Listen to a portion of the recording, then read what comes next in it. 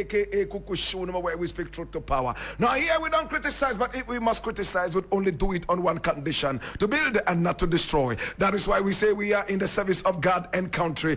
This is the voice of the people, and the voice of the people is the voice of God.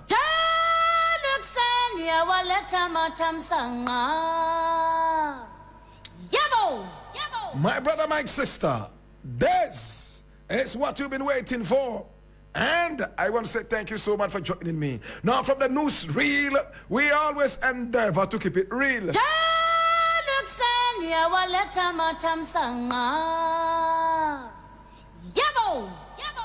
My brother, my sister, this is the Blackport, aka Kukushunama. And we want to begin with this one coming from Ghana Web. And it says, Nusts, Professor Rita Akosua-Dixon to be named Bawumia's running mate. And it's a question. US-based vlogger Kevin Taylor has alleged that Vice Chancellor of Kwame Nkrumah University of Science and Technology, NUST, Professor Rita Akosua-Dixon, is said to be named running mate of the MPP's flag bearer, Dr. Bawumia. Now, the US Ghanaian journalist wrote on his X timeline that barring any last-minute changes, the academic may end on the ticket as running mate. My brother, my sister, in his own words, he wrote, barring any last-minute changes, Rita Akosua-Dixon, Vice Chancellor of NUST, is expected to be named running mate of Dr. Bawumia, he wrote.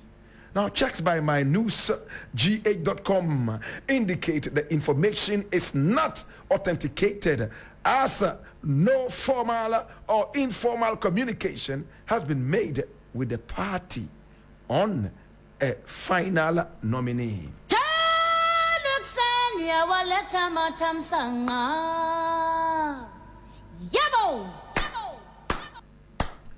Now, my brother, my sister, politics is this dirty. False information is being spread night and day. And the interesting thing is that even if the information is nothing but the truth, they deny it and end up bringing back the same information, authenticating it in one way or the other. I will not be surprised if Bawumia does this, because Mahama has done it. He's gone for an academic, a female. Therefore, he would also go for an academic who is a female. Politicians are so good at duplicating efforts. My brother, my sister, I keep saying that I don't care whoever becomes Bawumia's running mate. He could bring a horse, a goat, a lizard, or a dog. It doesn't change anything about Bawumia and his MPP. This party has disgraced us. This NPP party, my brother, my sister, has disgraced Ghanaians. They've made Ghanaians lose hope right from the treble all the way down to the base. It's sad how much trust we had in this Nana Akufo-Addo government. How much we all went out and voted for an old man that we have never had as president. He told us he was too old to lie. He told us he was too old to be called a thief. He told us he had lived his life to the fullest. And for that matter, he wasn't into politics for any gain. My brother, my sister, he has negated every single bit of what he told us to gain our trust. Today, my brother, my sister, exorbitant travels, night and day, cutting of the currency notes, illegally and legally, throwing that into the system, causing inflation night and day, exonerating culprits, or better still, potential culprits of crime and stealing before the courts would even utter a word. My brother, my sister, this Nana Akufo-Addo government is a government that has disgraced every Ghanaian. There is no Ghanaian except NPP foot soldiers who will tell you that, oh, Nana Addo is a good president. Everybody's crying, from men all the way down to women, from unborn babies. In fact, some women have been pregnant for the past 20 months, refusing to give birth into this Nana Akufo-Addo regime. They are waiting for Nana Akufo-Addo to go before they give birth. Even if it will take 1 million years for him to go, they will not give birth. They will keep their babies in their stomachs. It's so terrible. Businesses have collapsed under this government. Healthcare, my brother, my sister, has receded geometrically to the lowest ebb. Education has become a non-entity in this country. So I wonder and I ponder. Sometimes I even ask, so what is the achievement of this Nana Akufo-Addo government at all? Lies upon lies. One lie after the other. A plethora of lies has become a diadem for Nana Akufo-Addo and his vice president. Again, when the elections come, some people will go out there and pay money so that people would vote for them. That is the saddest part of our democracy. It's not a democracy. In fact, it is a kleptocracy. Whoever Bawumia decides to be his running mate, the value is still the same. The liar and his lying running mate, they are going to build a lying economy. I leave it here.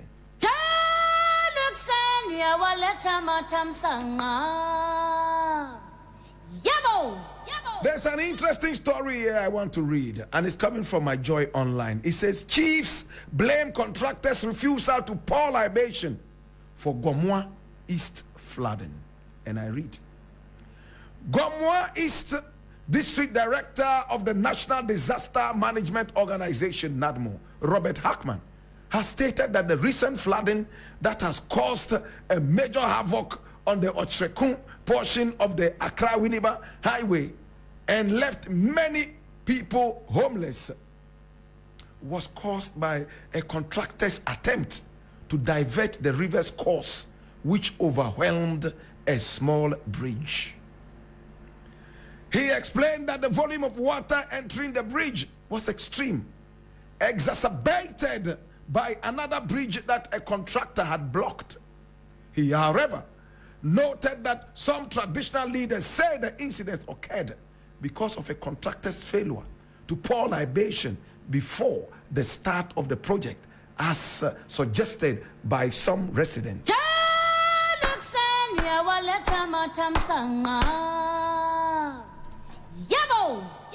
We will continue to be ignorant as a people until this new generation stands up against some things that we keep doing that are wrong and so ignorant. My brother, scientifically, a lazy contractor, a contractor with no common sense, decided against all engineering mannerisms and cautions to divert a certain course into a small bridge. And it rained and it overwhelmed the small bridge, according to NADMO. This is a scientific analysis that has been proven to be right. But no, the chiefs of Gomoa are saying that is not the problem. The problem is that the contractor arrogantly refused to pour libation before constructing the road, whatever it is. For that matter, the gods are angry and have decided to inundate the whole place with a flood. Oh, what a joke. For how long would you continue feeding your gods with the white man's schnapps? You don't even have any original drink for your gods. You feed them with schnapps coming from Holland and all those places. Your gods, I continue saying, are burger gods. Your gods are bourgeoisie gods. Your gods do not drink pito anymore.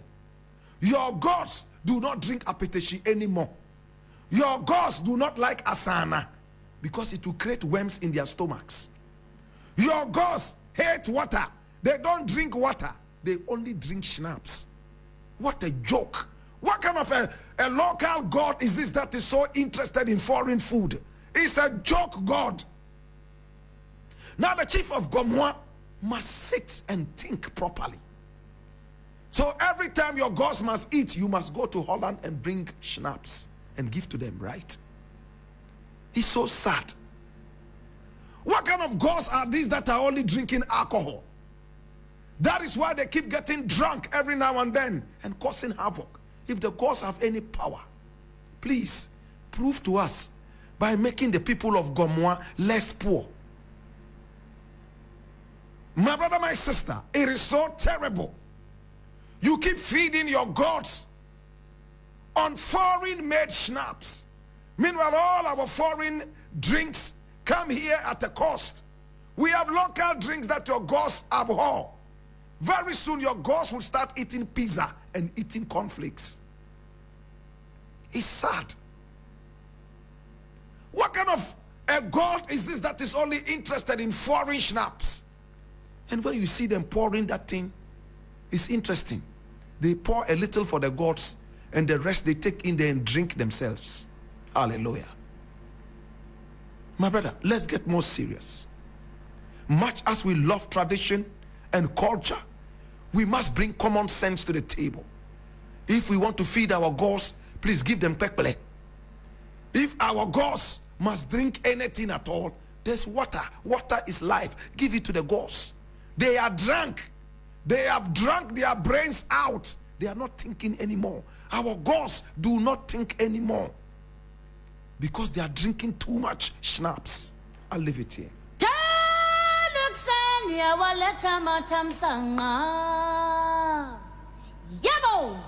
Now the contractor who constructed that road, can we bring him to book?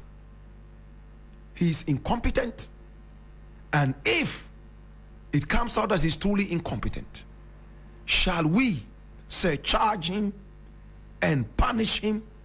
Because we've seen too many of this. One too many, two too many, three too many. A contractor comes and builds a road, and when it rains, it washes away the road as if it rained acid. Potholes all over the place in roads that were constructed only 10 days ago. What kind of roads are you building in Ghana? Or because we didn't pour libation, that's why the roads are all washing away? Oh, Jesus, have mercy.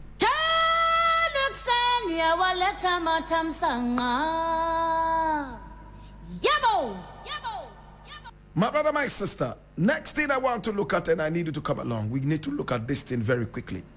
It's also from Ghana, wherever. And it says, National Cathedral, tell us how you will retrieve our stolen money. Ablakwa to Bawumia. And I read, Member of Parliament for North Tongue, Samuel Okujeto Ablakwa, is of the view that the Vice President of Ghana, Dr. Mahmoud Bawumia, should be talking about retrieving monies paid for no work done on the National Cathedral. Vice President Dr. Mahmoud Bawumia, while addressing the clergy in the Greater Accra region, impressed upon them to have a discussion with the government on how monies can be raised to complete the National Cathedral. He believes the national edifice will do the country a lot of good, and therefore there would be a need for collaboration between the church and the government to complete it. I leave it here.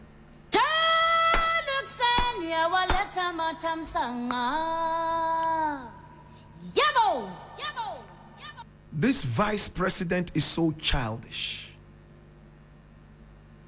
In fact, and he's turned all of us into little children whose brains he can play with. And I'm choosing my words very carefully. My brother, yesterday we spoke about this. It's the same thing that Black White saying. You go to the clergy, there's one Amwakwata. I don't know if he's a reverend or a pastor or a prophet. I do not know him. My brother, my sister. And he says that it will be very prophetic for a Muslim to commission the National Cathedral. Politicking very, very much into the agenda of Bawumia becoming president. He doesn't care how many people are dying in the hospitals because of carelessness, political jingoisms. He doesn't care how many nurses are leaving the country. He doesn't care how many Ghanaians are running out of this nation. He doesn't care how a Dutch visa, a Dutch passport is now valued more than a PhD in Ghana. All he cares about is prophetically commissioning a certain cathedral by a vice president who has no honor. My brother, this so-called cathedral has hemorrhaged Ghana financially for far too long. Dirty-minded reverend ministers of Satan, who call themselves ministers of God, came together kleptomaniacally, my brother, my sister, and decided to steal from our coffers for no work done. As we sit right now, there is one big case in court where the secretary of the so-called cathedral has been fingered in so many different dubious deals relating to this dirty cathedral. Now the man who even designed the whole cathedral, in fact, has been accused of rape in England, and because of that he had to stand away from his post and honor to be able to face the accusations. Can't you see that God is angry with this cathedral? You will be shocked that even if you finish building that cathedral, the day you will commission it, thunder and lightning will strike it down to the barest minimum. It happened in the days of old, and it looks like it will happen again until they do the needful. If you ask the people of Gomoa, they will say they have to pour libation there before they build that cathedral. But if you ask me, I will tell you the needful thing is for them to be able to keep our doctors and nurses and make sure that we don't die in our droves. And our simple reason is that we voted them into power. That's the only mistake we made. Bawumia is thinking about winning his elections, not about any cathedral. You think he's interested in your cathedral? How many times does Bawumia even go to the mosque? A man who said Islam believes that Jesus Christ is the Savior. And Muslims got angry because this is not Islamic. It's not an Islamic teaching, but because he's so ignorant with the same religion that he says he professes. Because he wants to win votes, he will say anything to pamper you. At the end of the day, you will realize that he's only dressing your symptoms and not dealing with the real disease, the root cause. Thank you, Ablakwa, for bringing out all these things. I have grown old enough to understand that a man who is only interested in winning the next election and plans frivolously for it cannot take the nation anywhere, as compared to a man who is thinking ultimately about the welfare of the people.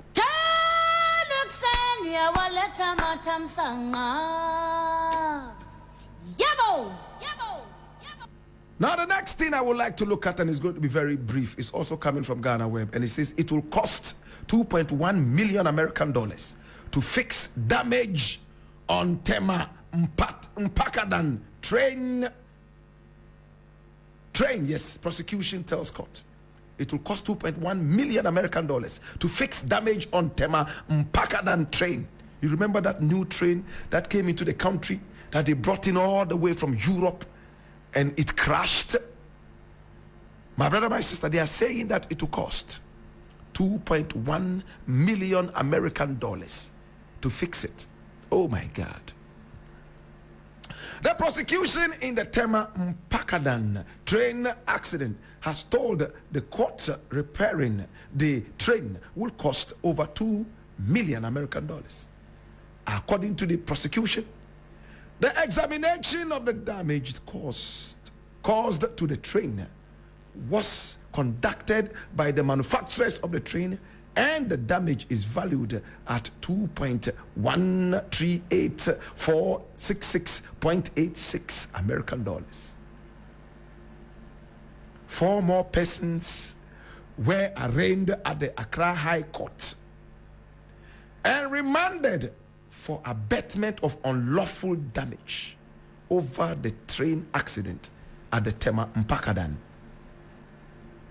Now the four are Koku Kojo, a gas welder, Patrick Kweku Sosu, Alaza Prosper, and Fiadugbe Emmanuel, who is a laborer. And according to the prosecution, they are accused of abetment of crime.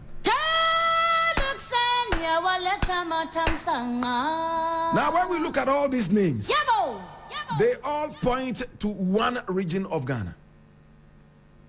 And people in that region, most of the time, go in support of the party in opposition. I'm wondering why. In fact, I don't want to say what I want to say, or else I will sound childish like Bawumia. So I'm not going to say it. Now, I would like to see these people prosecuted to the letter. The same way that I want to see Cecilia Dapa investigated to the letter. The same way I want to see the Galamsey issue investigated to the letter, instead of having a certain clearing agent come out and exonerate all these people before even the courts do so. My brother, when it comes to Ghana, it doesn't matter whether you are called Fianyedu, or you are called Mumuni, or you are called Mensa. It doesn't matter where you come from. Ghana is Ghana, and Ghana belongs to all these people. Now, if I hear that there's an abatement of crime, so these people intentionally, according to the prosecution, decided to go out there and cause the train to have an accident so that they would gain what? Cripple the government in power? Is it the government you are crippling, or the nation called Ghana? The money that was used to bring in this train did not come from the pockets of the Akufo-Addo. Neither did the money come from the pockets of Bawumia. The money came from the people of Ghana. My brother, the way we do politics in this country is so stinking dirty. I leave it here.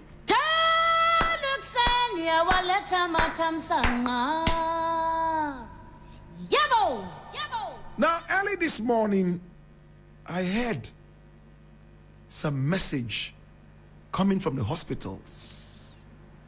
Right now, I am hearing that the office of the vice president has decided to pay for the treatment of kidney patients in Ghana. Did you hear that too? Did you hear that? The office of the vice president, I am told, according to news out there, has agreed or has been contacted to pay for the treatment of kidney patients. To all the kidney patients who have died due to dirty politicking, to all the kidney patients who are yet to die, oh my God, to God be the glory. A lady approached me here 2 months ago. She had come to see Captain Smart, but when she saw me, she said the Spirit moved her to talk to me. In fact, deep in my heart, I told myself, I pray that this woman is not going to ask me for money, because I don't have it. If any other thing, I'll be able to support. Then she started to talk, and tears started running down her eyes. What did she say? She said, my husband is the man sitting over there. When I looked there, the husband was not sitting. In fact, he was sitting and squatting and sleeping and lying at the same time. He would sit for 10 seconds, squat for 10 seconds, lie down for 20 seconds, sit up for another 30 seconds. He looked so frail and sick. Something tells me I should put out the name of this man. But I will ask the family if they want me to do that. They had come to see Captain Smart. And this woman said, we have been here several times to see Captain Smart. I said, for what? My husband is sick, is suffering from kidney problems. And every day or once a week, whatever she said, I can't remember, he has to go to the hospital for dialysis. The price has increased. We have spent everything we have. The only thing we have right now is our own house that we have sold out, leaving only one room that we ourselves are in. In other words, they bought the house, but because of the sickness, they sold it out except one room in the house where a family of about 6 people live. The husband and the wife and 4 children, one single room. My husband has spent everything. In fact, my husband will die if we do not continue with this dialysis. That is why we are here to see Captain Smart. So I went to Captain Smart and I said, well, I know that you are also inundated with some of these requests. This woman says this. She said, yes, I know about the woman. I've directed her to go and see so and so and so and so. So I went back to the woman and said, Captain Smart said he told you to see this person and that person.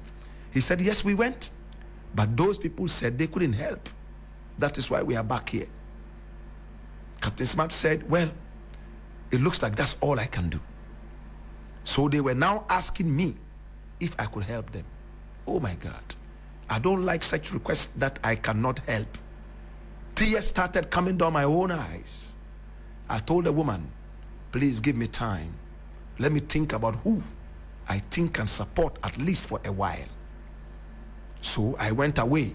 The whole week, I was so sad. And to make it even sadder, the woman kept calling. Anytime she called me, she said, Miura, Pacho, when will be over to my boy? And I said, oh, mommy, uti se me wa some way now come you. My dream was meeting in that pie me to me didi. And te ya friend me say ya. E bre me yare ye kra ka ho. Me yare kra cha hunua no. Ukunu. She said, "Enti me nja frɛ ana." Me say, "Hey, mama, met me akasa." I cannot tell you to stop calling me. Keep calling. At least me or your husband will die together. Keep calling. At least one of these days you might call me and somebody around me will support. Last week the man died and she sent me the obituary. I looked at this. The sad thing is that the man knew that he was dying. It is okay when you don't know you are dying and you go quietly, you are gone. But when you know that you are dying, the man started saying, hey, and a damn back uni me mano day. Ish. Oh Jesus. Today the vice president says that he's going to pay, according to the news item that I saw, for the kidney patients. My brother, late than never. I'm not going to say anything negative about it. Your guess is as good as mine. Thank you, Vice President. I won't say anything negative. I'm going to say thank you for coming to the aid of the kidney patients. But we all know that in election year, miracles happen. That's all I would say. Hallelujah.